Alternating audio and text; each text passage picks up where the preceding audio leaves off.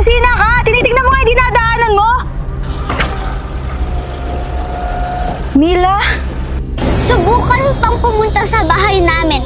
Tutuluyan na talaga kita. Nahihibang ka na, Mila. Kailangan ko makausap yung umampun sa'yo. Di mo na siya makakausap. Kasi nandun ako para bantayin yung mga kilos nyo. At saka, di ba napatalsik ka na sa bahay ampunan?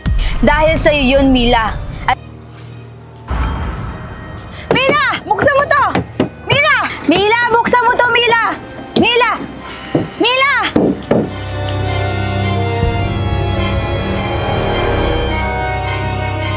Old na ako. May sakit ako na hindi tumatanda at lumalaki. Kaya, parang bata lang ako. Pero sa tutuusin, anong nangyari sa'yo? Ba't ganyan yung mukha mo? At saka, ang baho mo na, kahapon pa yung damit mo.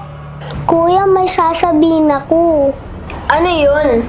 Kuya, si Ate Mila kasi. Bakit? Paano si Mila? Mila, ano bang nangyari? Ba't nagkakaganyan siya?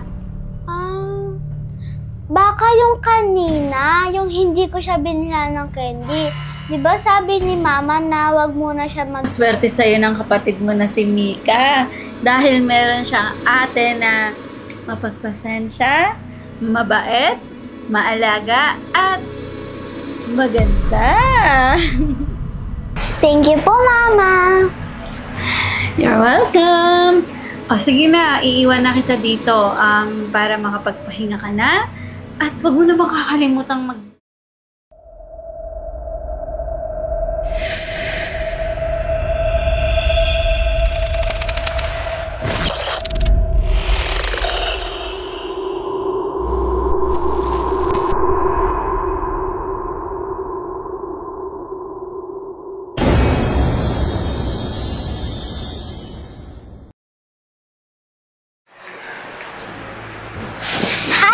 Charm! Mila, kamusta naman yung pag-stay mo sa bahay na to? Okay lang naman po, Ate Charm. Masaya nga po ako dahil nagkapamilya na po ako. Masaya din naman ako. Pero, sure ka ba na walang maghahanap sa'yo dito? Maghahanap? Sino po yung mga hahanap sa akin? Ibig kong sabihin, mga kamag-anak. Ilang beses ko na nga pong pinaliwanag sa inyo na wala nga. Oh, easy. Nagtatanong lang naman ako. Sa bahay ampunan, kamusta ka doon at sino yung nag-aalaga sa'yo at saan ka nakatira? Bakit lagi nyo na lang tinatanong sa akin yan? Wala ba kayong tiwala at iniisipan nyo ba ako ng masama? Naku, Mila, nagtatanong lang naman ako kasi gusto naming malaman yung mga pas mo. At may nakita ako sa Google na Milagros del Mundo. Di ba full name mo yon? Bakit mo inalam? Oh, sorry. Nagba-background check lang ako. Kala ko pa naman, malaki na tiwala niyo sa akin. Pero bakit kailangan pa yun? May tiwala naman talaga kami sa'yo. Ayaw mo lang i-open sa amin. Sino ka ba talaga? Ako nga si Milagros del Mundo. 10 years old. Okay, may nakita kasi ako na sa bahay ampunan, Milagros del Mundo, 58 years old. Pero malabo naman siguro na ikaw yun, di ba? Ang tanda na yun at ikaw bata pa. Hindi pwede ang ginagawa ni Charm. Makakasira siya ng mga plano ko. Kailangan na niyang mawala dito sa bahay na to. Nga pala, hindi mo ata kasama si Mika ngayon. Himala, ha? Bakit himala? Syempre, palagi siya nakadikit sa'yo. Mas madami na ngang time makipaglaro sa'yo kaysa sa akin simula nang dumating ka. Bakit? Kasalanan ko ba na mas marami siyang time makipaglaro sa akin kaysa sa'yo? Hala, hindi naman ganun yung gusto ko sabihin sa'yo. Pero parang gano'n na din yung gusto mo sabihin sa akin. Mila, Mas gusto ko nga may kalaro si Mika dahil si Calix tutok na tutok sa online games. Kaya huwag mo naman lagyan ng meaning lahat na sinasabi ko sa'yo.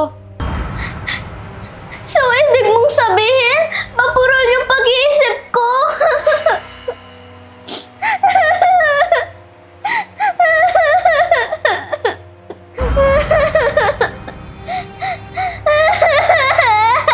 Mila!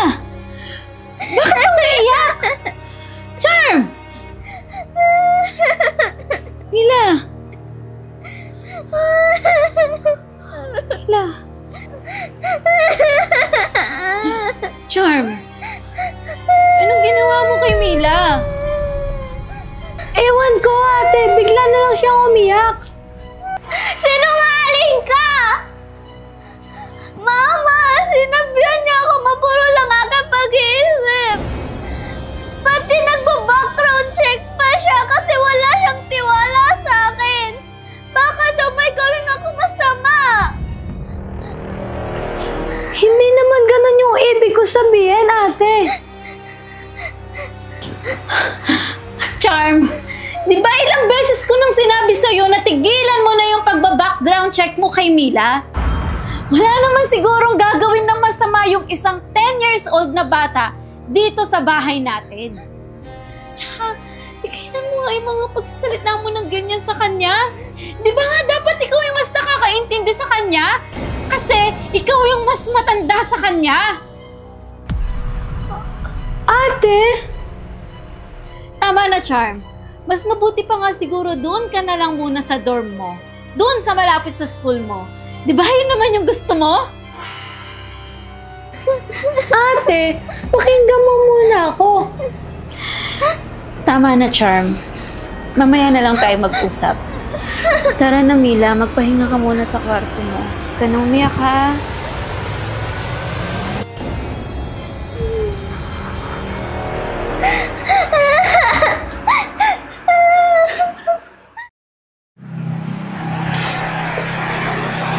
Oh, Ate Charm, bakit ganyan yung mukha mo?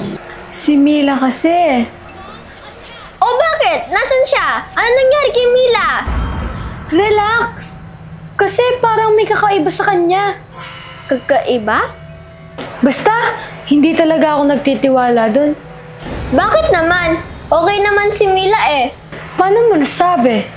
Kasi ate, nung isang araw, pinagtanggol niya ako sa nagbubuli sa akin sa school. Kaya mabait si Mila. Ano ba yung sinabi mo sa kanya? Ang sinabi ko, nag-background check ako sa kanya. Baka ayaw niyang pag-usapan yung nakaraan niya. Baka na-trauma siya nung namatay yung pamilya niya. Tama ka, Calix. Baka hindi pa siya komportable sa mga ganong topic. Teka, di ba si Mika yung palaging kasama ni Mila? Tara, siya yung tanungin natin. Dahil makulit ka, sasabihin ko na sa'yo ang totoo. Pero pag sinabi mo sa kanila, malalagot kayong lahat sa akin, lalo ka na, Mika. Ako, si Milagros Del Mundo. 58 years old na ako. May sakit ako na hindi tumatanda at lumalaki. Kaya parang bata lang ako. Pero sa tutuusin, parang lola mo na din ako. Kasi matanda.